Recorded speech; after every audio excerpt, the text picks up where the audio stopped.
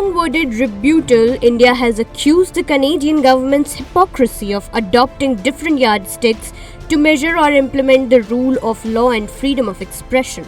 A day after Sikh separatists issued threats to Indian-origin Canadian MP Chandra Arya and his Indian friends, India gave a firm warning to Canada, stating that it expects immediate and stringent action against anti-India factions who have persistently issued violent threats against Indian diplomats, leaders and institutions. Of the temple in Edmonton in Canada, we have strongly taken up the matter with Canadian authorities both here in Delhi and in Ottawa. We condemn the vandalization. We expect the local authorities to take swift and strong action against those responsible. Speaking on the matter of the vandalization of Bab's Swaminarayan temple in Edmonton by separatist terrorists, spokesperson Jaiswal stated that India strongly condemns the incident.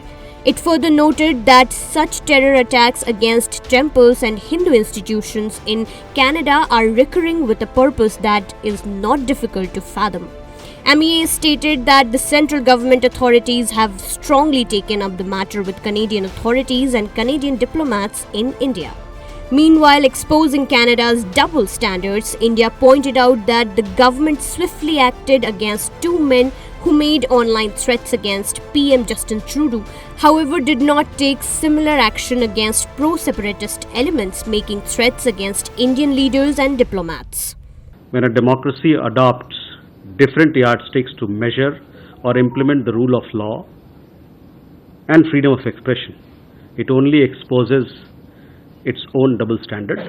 We expect Canada to take action against anti-India elements who have repeatedly threatened Indian leaders, institutions, airlines and diplomats by violence. Highlighting the Trudeau government's failure to address anti-India violence, the MEA spokesperson pointed out that despite a number of such incidents in Canada in recent times, the lack of action against the perpetrators by the government has emboldened such criminal elements. Those advocating and responsible for extremism and violence need to be brought to justice, or else the rule of law and respect for pluralism in Canada will continue to be severely undermined, Jaiswal added. We have seen a number of such incidents in recent times in Canada. Lack of action against the perpetrators has further emboldened such criminal elements.